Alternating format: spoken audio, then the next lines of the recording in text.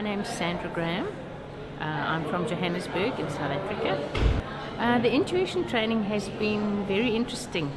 I think just learning about taking oneself down into alpha and theta mental states, that's been quite amazing, extremely relaxing.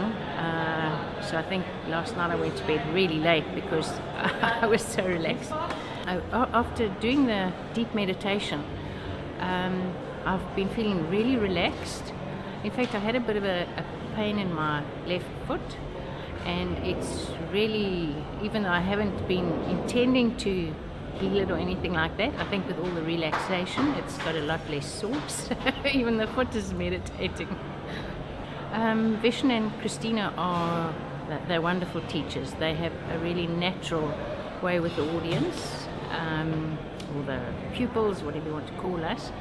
And they're very good at answering questions, even some really, what to me are quite strange questions. They always come up with answers that make sense and seem to help people. So they're great as teachers.